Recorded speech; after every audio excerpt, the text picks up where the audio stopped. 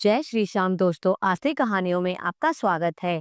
आज हम आपको कथा बताएंगे शिव महापुराण में रुद्र संहिता में पार्वती जी का परमेश्वर शिव की महत्ता का प्रतिपादन करना, रोष पूर्वक जटिल ब्राह्मण को फटकारना, सखी द्वारा उन्हें फिर बोलने से रोकना तथा भगवान शिव का उन्हें प्रत्यक्ष दर्शन दे अपने साथ चलने के लिए कहना। ओम नमः शिवाय। अगर आपको ये कथा पसंद आए तो कृपया करके इसे लाइक कीजिए, शेयर कीजिए और सब्सक्राइब कीजिए। पार्वती बोली, बाबा जी, अब तक तो मैंने ये समझा था कि कोई दूसरा ज्ञानी महात्मा आ गए हैं, परंतु अब सब ज्ञात हो गया, आपकी कलई खुल गई। आपसे क्या कहूँ? विशेषतः उस दशा में जब आप अवध्य ब्राह्मण हैं, ब्राह्मण देवता, आपने जो कुछ कहा है वह सब मुझे ज्ञात है, परंतु वह सब झूठ ही है, सत्य कुछ भी नहीं है। आपने कहा था कि मैं शिव को जानता हूँ। यदि आपकी यह बात ठीक होती तो आप ऐसी युक्ति एवं बुद्धि के विरुद्ध बात नहीं बोलते। यह ठीक है कि कभी कभी महेश्वर अपनी लीला शक्ति से प्रेरित हो तथा कथित अद्भुत वेश धारण कर लिया करते हैं, परंतु वास्तव में वे साक्षात परमब्रह्म परमात्मा है। उन्होंने स्वेच्छा से ही शरीर धारण किया है।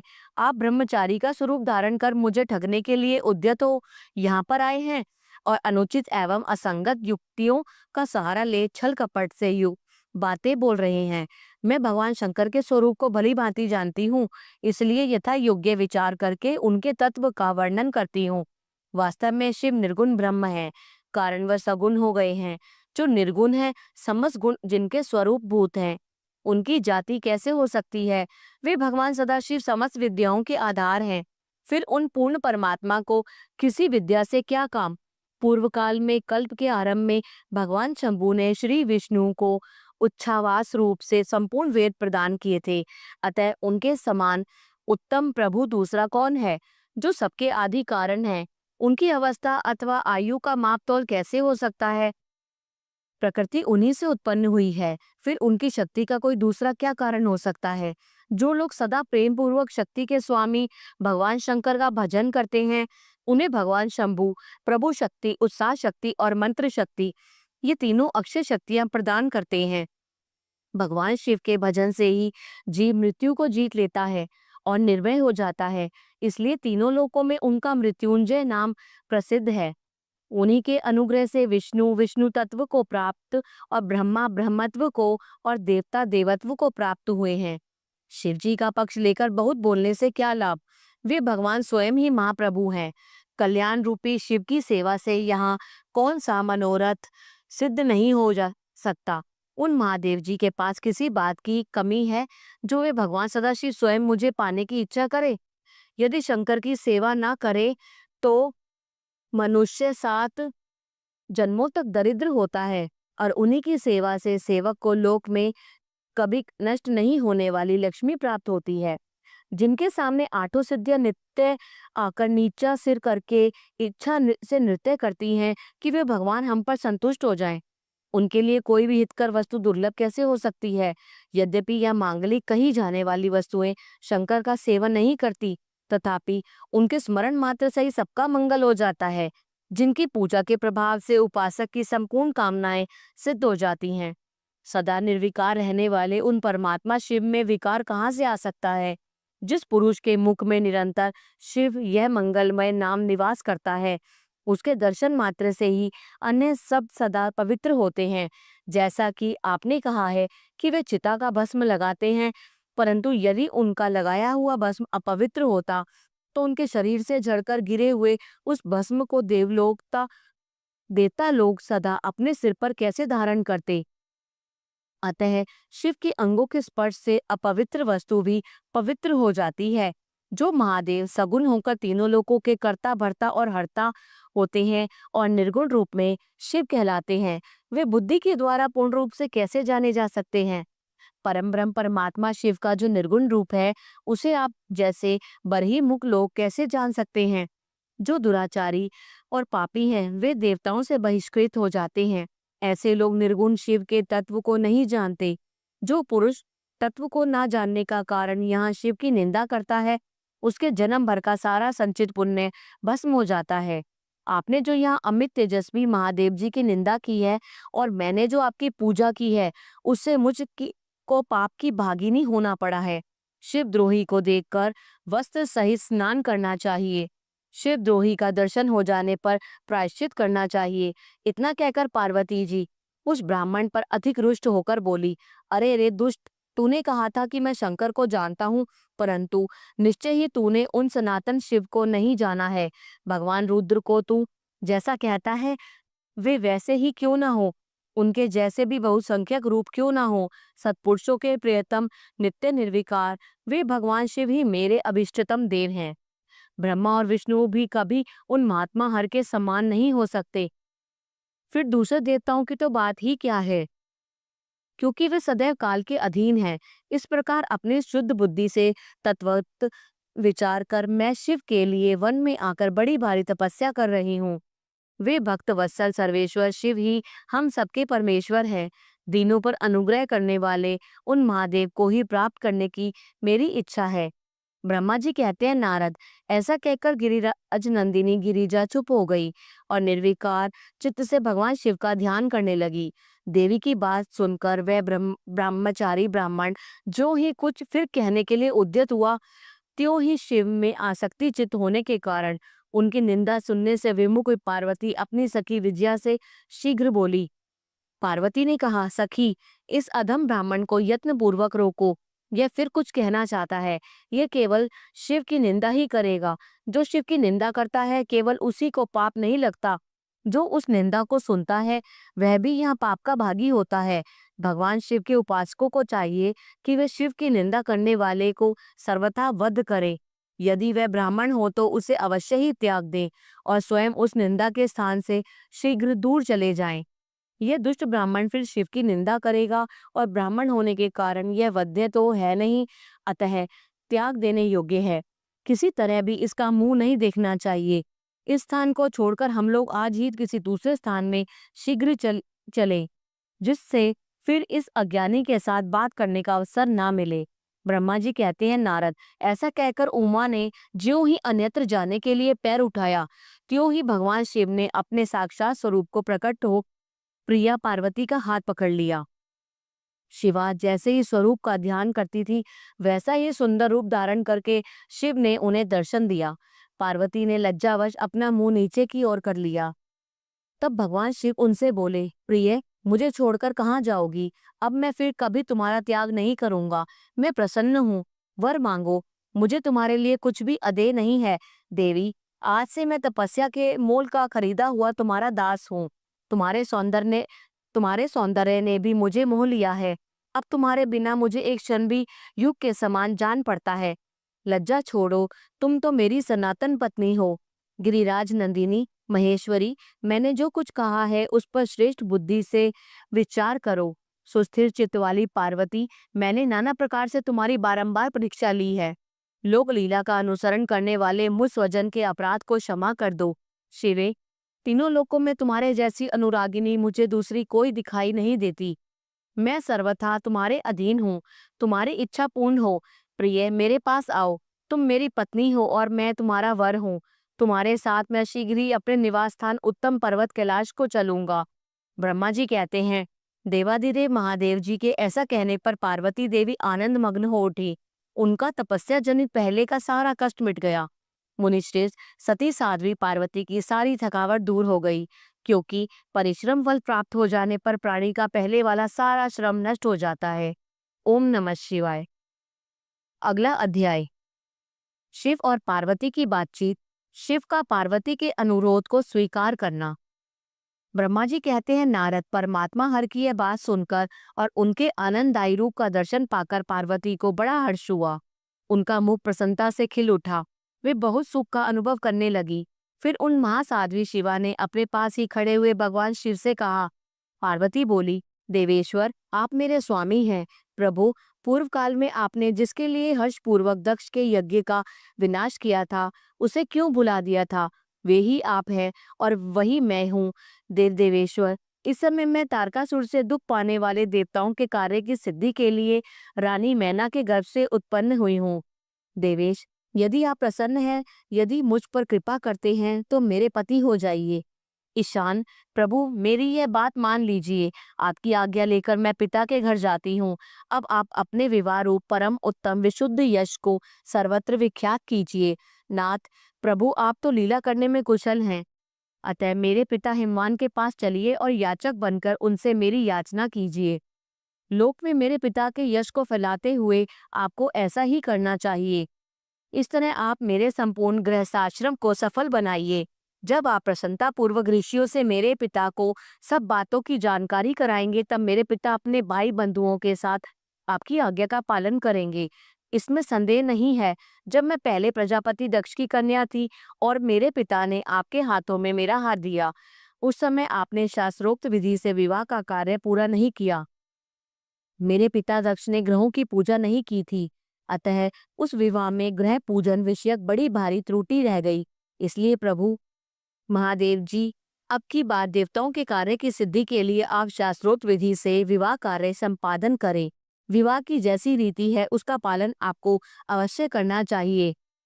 मेरे पिता हिमवान को यह अच्छी तरह ज्ञात हो जाना चाहिए कि मेरी पुत्री ने शुभकारक तपस्या की है। पार्वती की ऐसी बात सुनकर भगवान सदाशिव बड़े प्रसन्न हुए और उनसे हंसते हुए ये प्रेम पूर्वक बोले।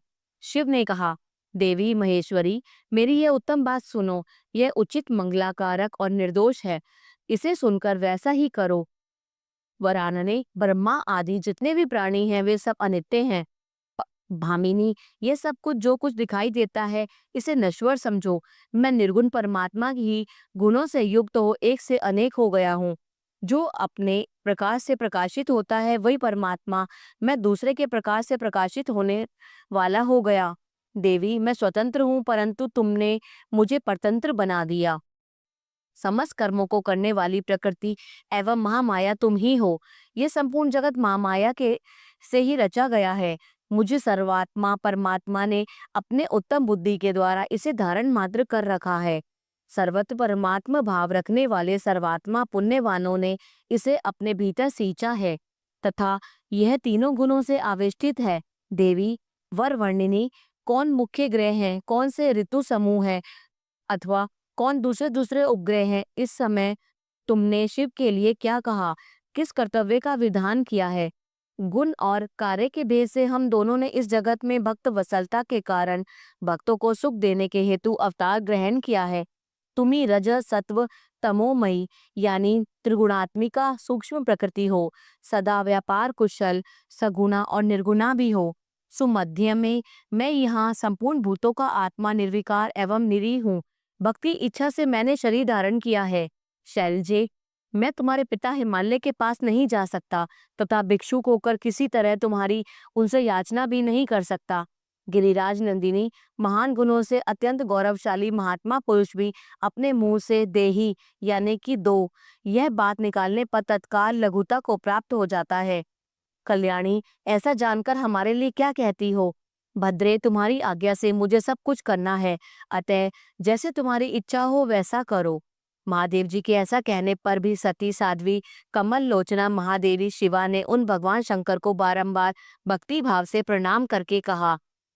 पार्वती बोली, नाथ, आप आत्मा है और मैं प्रकृति, इस विषय में विचार करने की कोई बात ही नहीं है। हम दोनों स्वतंत्र और निर्गुण होते हुए भी भक्तों के अधीन होने के कारण सगुण हो जाते हैं। शंभु, प्रभु, आपको प्रयत्न पूर्वक मेरी प्रार्थना के अनुसार कार्य करना चाहिए। शंकर, आप मेरे लिए याचना करें और हिमवान को दाता बनने का सौभाग्य प्रदान करें। महेश्वर, मैं सदा आपकी भक्ता हूँ, अतः मुझ पर कृपा कीजिए। नाथ, सदा जन्म जन्म में मैं ही आपकी पत्नी होती रही हूँ। आप परम ब्रह्म परमात्मा है, निर्गुण है, प्रकृति से परे है, निर्विकार निरीह एवं स्वतंत्र परमेश्वर है। तथापि भक्तों के उद्धार में संलग्न होकर यहाँ सगुण भी हो जाते हैं, स्वात्मा राम होकर भी लीला विहारी बन जाते हैं, क्योंकि आप नाना प्रकार की लीलाएं करने में कुशल हैं। महादेव, महेश्वर, मैं सब प्रकार से आपको जानती हूँ। सर्वज्ञ, सब बहुत कहने से क्या लाभ, मुझ पर दया कीजिए। नाथ, महान अद्भुत लीला करके लोक में अपने सुयश का विस्तार कीजिए, जिसे गा गा कर लोग अनायास ही भव सागर से पार हो जाएं। ब्रह्मा जी कहते हैं, नारद, ऐसा कहकर गिरिजा ने महेश्वर को बारंबार प्रणाम किया और मस्तक झुकाकर हाथ जोड़वे चुप हो गई। उनके ऐसा कहने पर महात्मा महेश्वर ने लोकलीला का अनुसरण करने के लिए वैसा करना स्वीकार कर लिया। पार्वती ने जो कुछ कहा था उसी को प्रसन्नता पूर्वक करने के लिए उद्यत होकर वे हंसने लगे। तदनंतर हर्ष से भरे हुए शंभु अंतर्ध्यान हो कैलाश को चले गए। उस समय काली के विरह से उनका चित्त उन्हीं की ओर खिंच गया था। कैलाश पर जाकर परमानंद में निमग्न हुए महेश्वर ने अपने नंदी आदि गणों से वह सारा वृतांत कह सुनाया।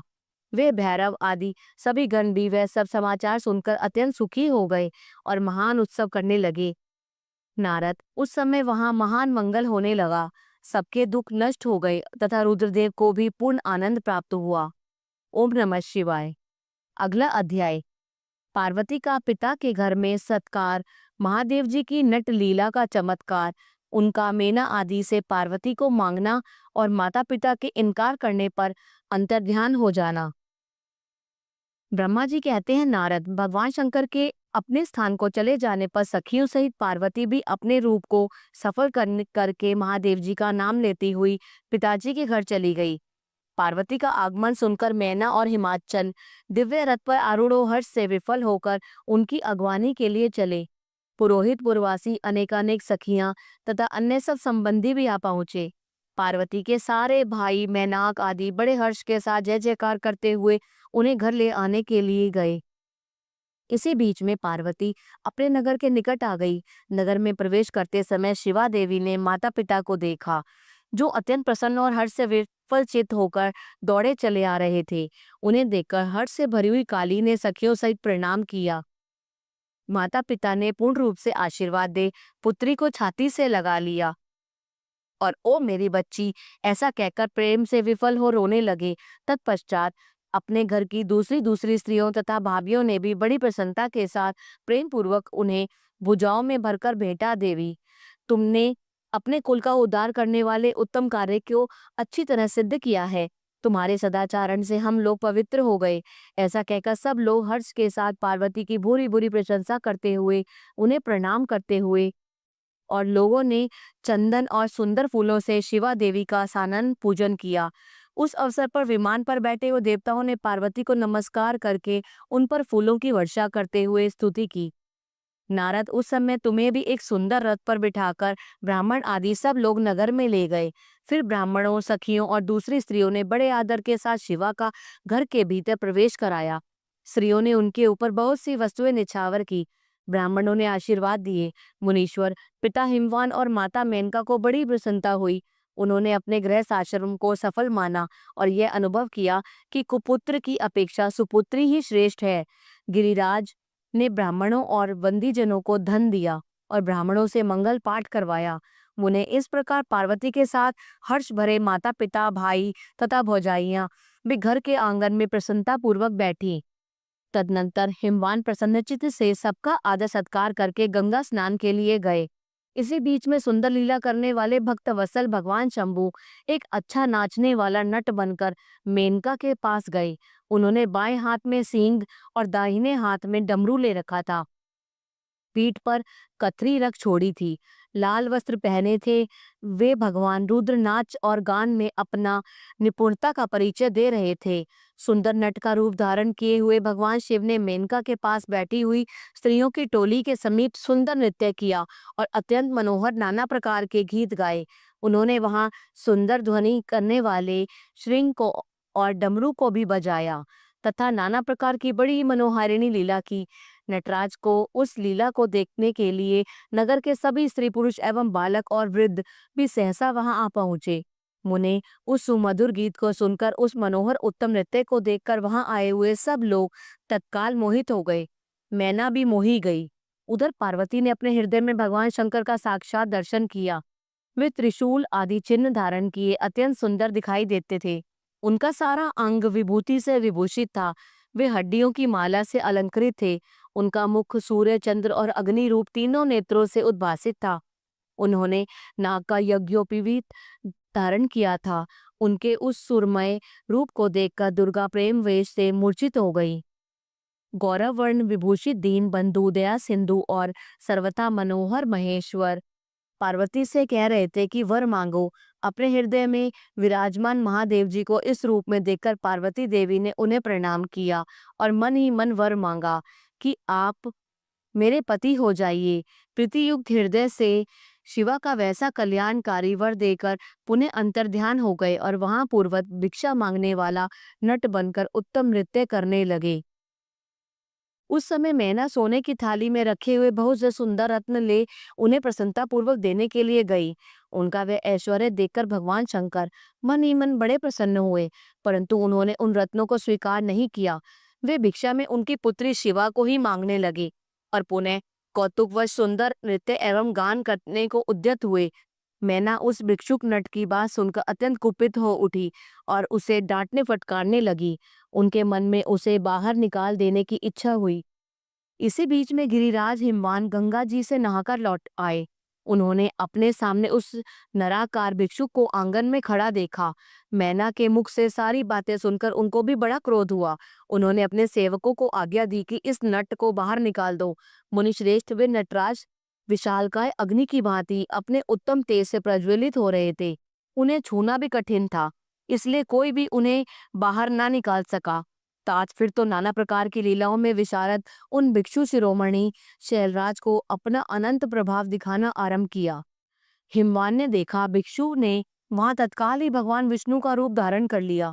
उनके मस्तक पर किरीट, कानों में कुंडल और शरीर पर पीत वस्त्र शोभा पाते थे। उनके 4 भुजाएं हैं। हिमवान ने पूजा के समय गदाधारी श्री हरि को जो जो पुष्प आदि चढ़ाए थे, वे सब उन्होंने भिक्षु के शरीर और मस्तक पर देखे। तत्पश्चात गिरिराज ने उन भिक्षु शिरोमणि को जगत स्रष्टा चतुर्मुख ब्रह्मा के रूप में देखा। उनके शरीर का वर्ण लाल था और वैदिक सूक्त का पाठ कर रहे थे। तदनंतर शैलराज ने उन कौतुककारी नटराज को एक क्षण में जगत के नेत्र रूप सूर्य के आकार में देखा। तात इसके बाद वे महान अद्भुत रुद्र के रूप में दिखाई दिए। उनके साथ देवी पार्वती भी थी। वे उत्तम तेज से संपन्न रमणीय रुद्र धीरे धीरे हंस रहे थे। फिर वे केवल तेजोमय रूप में दृष्टिगोचर हुए। उनका वह रूप निराकार, निरंजन, उपाधि शून्य, निरीह एवं अत्यंत अद्भुत था। इस प्रकार हिमवान ने उनके बहुत से रूप देखे। इससे उन्हें बड़ा विस्मय हुआ और वे तुरंत ही परमानंद में निमग्न हो गए। तदनंतर सुंदर लीला करने वाले उन भिक्षु शिरोमणि ने हिमवान और मैना से दुर्गा को ही भिक्षा के रूप में मांगा। दूसरी कोई वस्तु ग्रहण नहीं की, परंतु शिवा की माया से मोहित होने के कारण शैलराज ने उनकी उस प्रार्थना को स्वीकार नहीं किया। फिर भिक्षु ने कोई वस्तु नहीं ली और वे वहां से अंतर्ध्यान हो गए। तब मैना और शैलराज को उत्तम ज्ञान हुआ और वे सोचने लगे कि भगवान शिव हमें अपनी माया से छलकर अपने स्थान को चले गए। यह विचार कर उन दोनों की भगवान शिव में पराभक्ति हुई, जो महान मोक्ष की प्राप्ति कराने वाली, दिव्य तथा संपूर्ण आनंद प्रदान करने वाली है। ओम नमः शिवाय। अगला अध्याय देवताओं के अनुरोध से वैष्णव ब्राह्मण के वेश में शिवजी का हिमवान के घर जाना और शिव की निंदा करके पार्वती का विवाह उनके साथ न करने को कहना।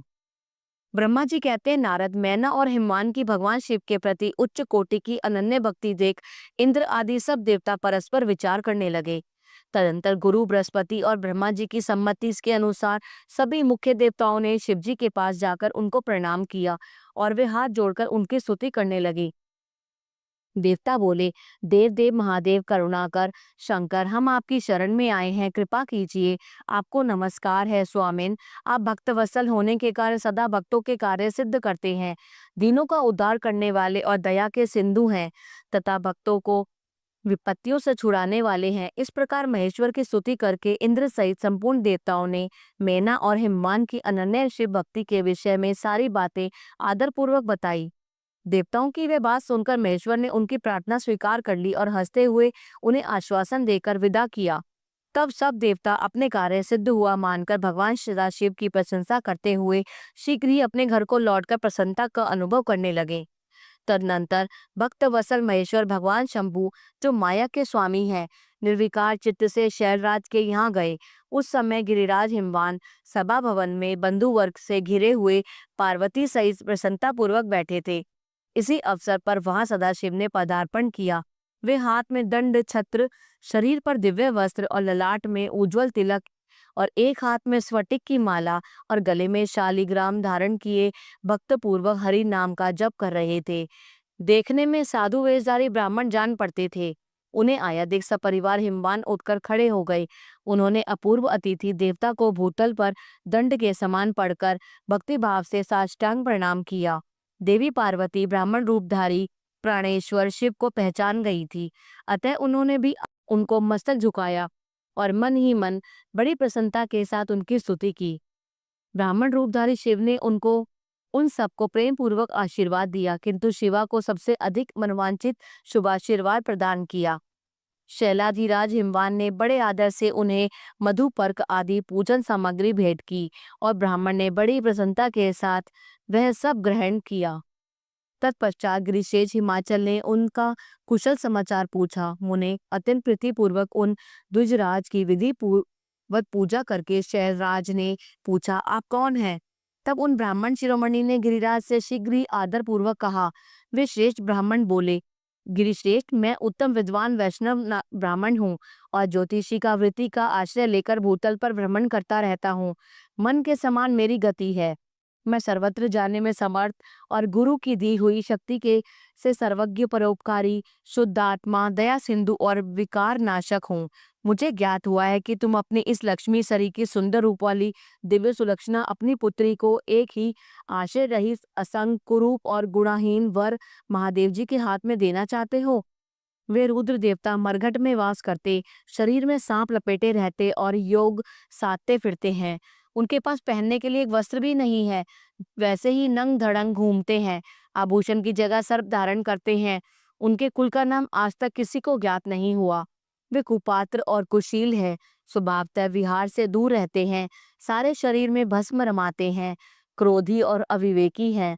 उनकी अवस्था कितनी ही हो यह किसी को ज्ञात नहीं। वे अत्यंत कुत्सित जटा का बोझ सदा सिर पर धारण किए रहते हैं। वे भले बुरे सबको आश्रय देने वाले भ्रमणशील, नागहारधारी, भिक्षु, कुमार्ग परायण तथा हठ पूर्वक वैदिक मार्ग का त्याग करने वाले हैं।